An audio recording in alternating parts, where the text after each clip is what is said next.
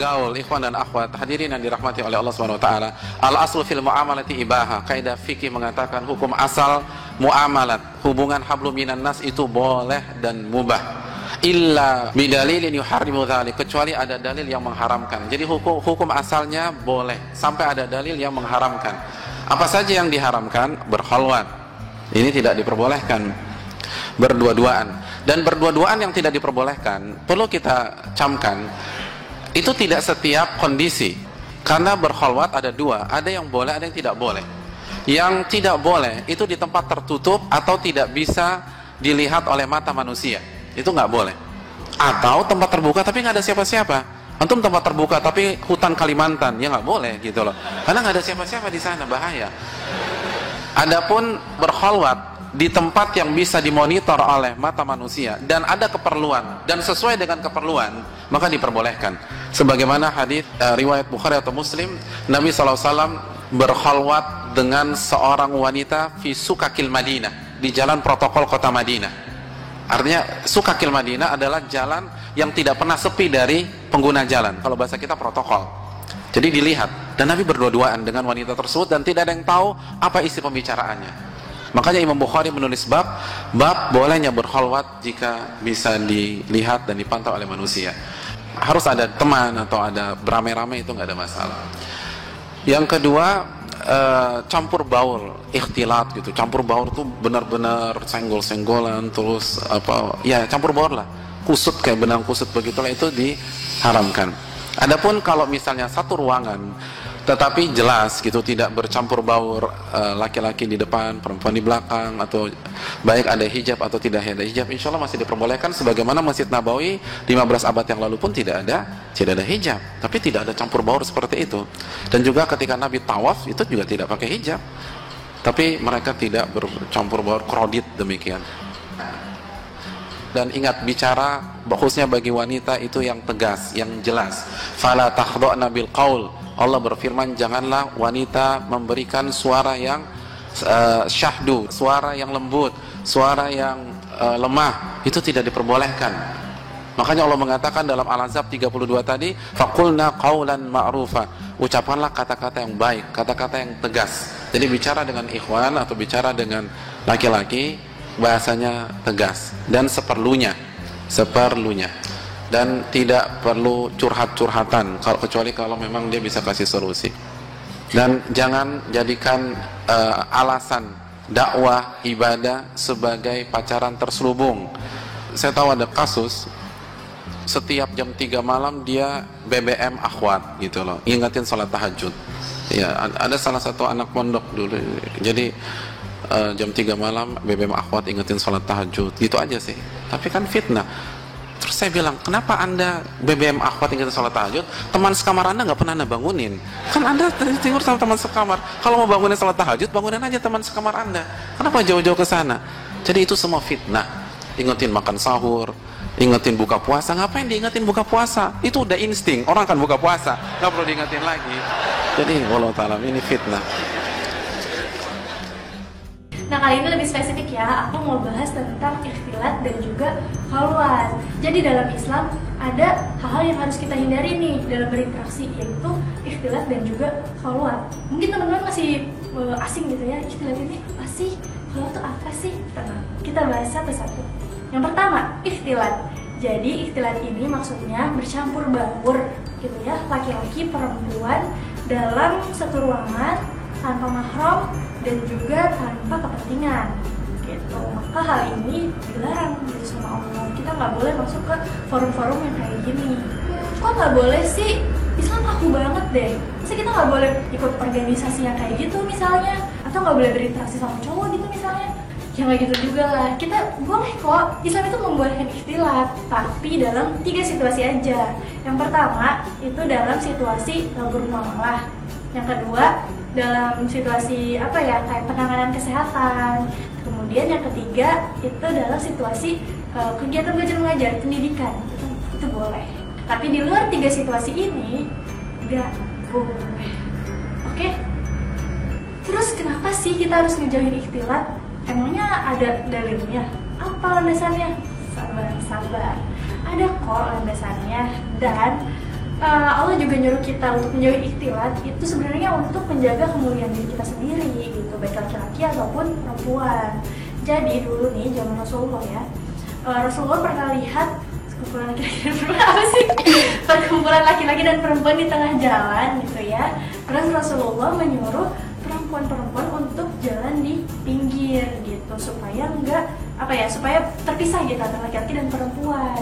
Nah dari sini aja udah jelas ya Rasulullah udah memisahkan gitu antara laki-laki dan perempuan. Nah ada juga cerita di situasi lain, yaitu ketika selesai sholat.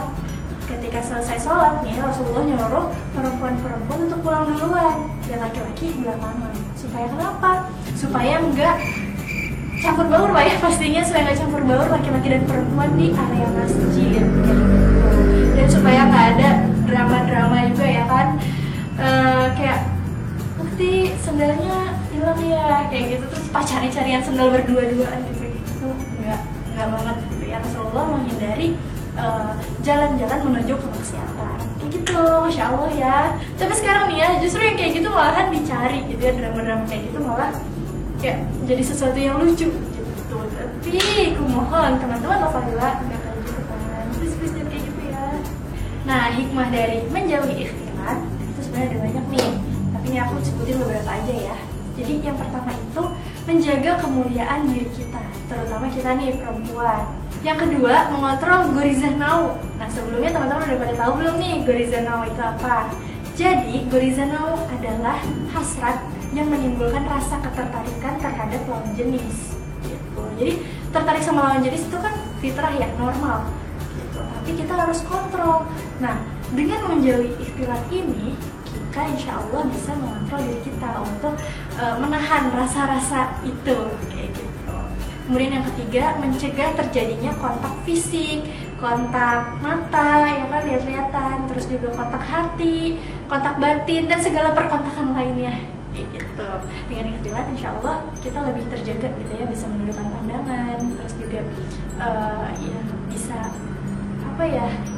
lebih menjaga hati kita, tidak secara langsung bercampur baur dengan laki-laki, dengan lawan jenis. Yang keempat, mencegah terjadinya fitnah.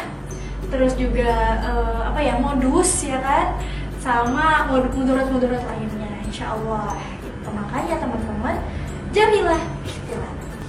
Nah yang kedua kita bahas tentang kholwat. Jadi kholwat ini adalah berdua-duaannya laki-laki dan perempuan yang bukan mahram.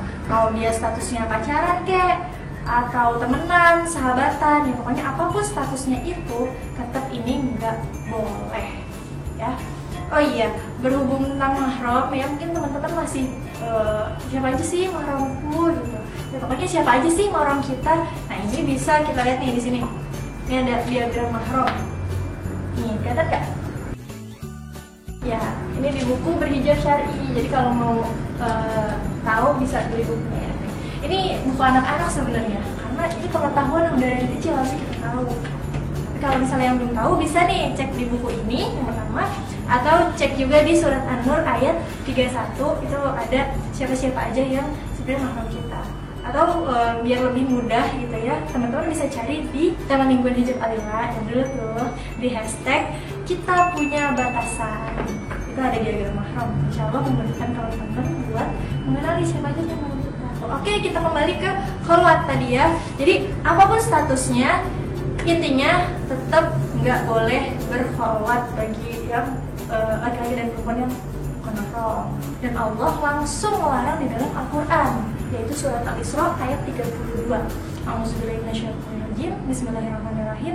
Wala taqrabuz zina innahu kana fahisyatan wa sa'a sabila.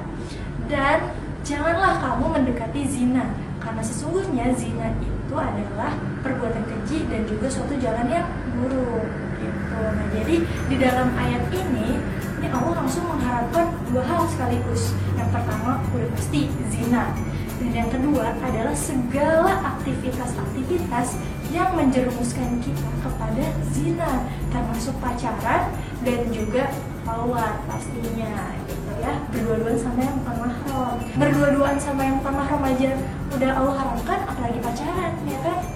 Mungkin teman-teman ada yang nanya nih, kenapa sih kok berdua-dua sama yang bukan mahram aja nggak boleh? Kan bisa jadi mereka cuma temenan doang, nggak ada niatan macam-macam, nggak ada apa ya, pokoknya nggak ada niatan yang kayak gitu lah, gitu sampai ke zina-zinaan. Iya, bisa jadi, benar. Tapi yang namanya cewek sama cowok kalau berdua-duaan itu bisa banget memicu yang namanya rasa coklat strawberry. Pokoknya rasa-rasa yang nggak biasa gitu. Pernah dengar sahabat jadi cinta? Nah, ya itu buktinya. So, jangan rasa aman dulu. Ya udah, sekarang kita coba analisis deh. Orang pacaran tuh biasanya mulainya dari mana sih? Dari temenan dulu kan. Terus temenan, ngumpul-ngumpul bareng ya kan, nongkrong. Ada momen dimana lihat-lihatan, muncul rasa ketertarikan.